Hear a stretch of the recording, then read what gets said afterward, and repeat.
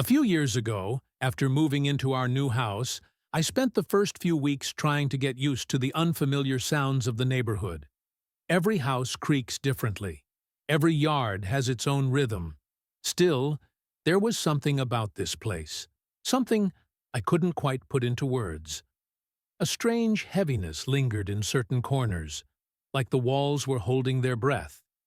At first, I brushed it off as stress. New environment, new routines. Nothing unusual. I told myself I was imagining it.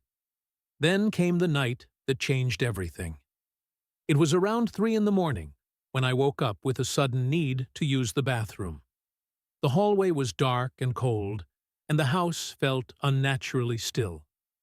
Even the usual hum from the refrigerator seemed distant. I walked to the bathroom, turned on the soft yellow light, and closed the door behind me.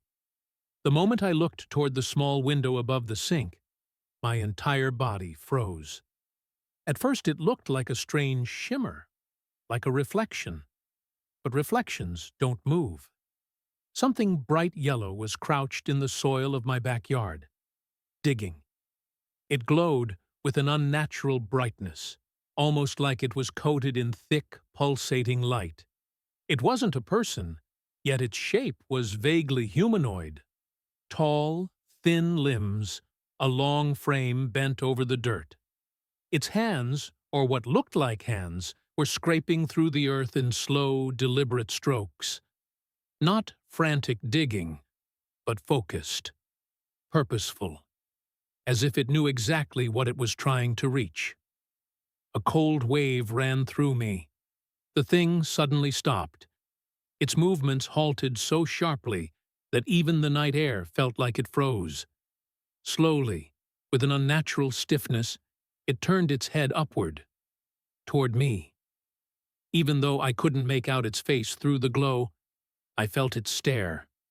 A deep, hollow stare that pierced straight through the window and into my chest. It wasn't curious. It wasn't startled. It felt angry, as if my seeing it was some kind of violation. I stumbled backward so fast that I hit the bathroom wall. My heartbeat was pounding in my ears. I didn't look again. I couldn't.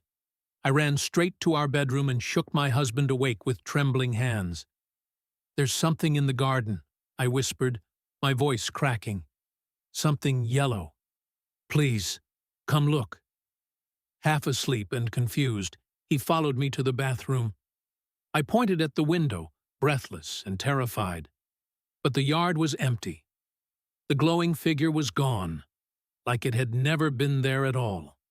The soil looked untouched, no footprints, no marks, just darkness. My husband put his hand on my shoulder and said gently, "You were dreaming. Maybe you were still half asleep." But I wasn't dreaming. I knew I wasn't. The next day, the memory kept replaying in my mind. The way it dug, the way it turned, the way it stared. Later that evening, I mentioned it to my husband's close friend, expecting him to laugh or tease me. But instead, his expression changed instantly. All the color drained from his face. When he spoke, his voice broke. "I saw it too," he whispered. "When I was a kid. I swear to God, I saw the same thing. Digging in our garden at night." I stared at him, shocked. He continued, tears rolling down his cheeks as his hands shook uncontrollably. "I told my parents. They didn't believe me. They said it was nightmares, that I imagined it. But I never forgot the way it looked. The yellow glow, the digging, the way it turned toward me." He inhaled sharply. "If you've seen it, that means it wasn't a dream. That means it came back." That night, I couldn't sleep. I lay in bed listening to the slightest rustle, terrified of what might be happening outside. The wind brushing the grass sounded like something dragging across the ground. The branches tapping against the fence sounded like soft, patient scratching. And then, sometime after midnight, I heard it. A faint, repetitive scraping noise. Gentle, slow, like something was dragging its fingers through the soil. Again. I held my breath and prayed it was only in my head. But deep down, I knew the truth. Whatever that yellow thing was, it wasn't done with the garden. It wasn't done digging. And maybe, just maybe, it wasn't done with me either.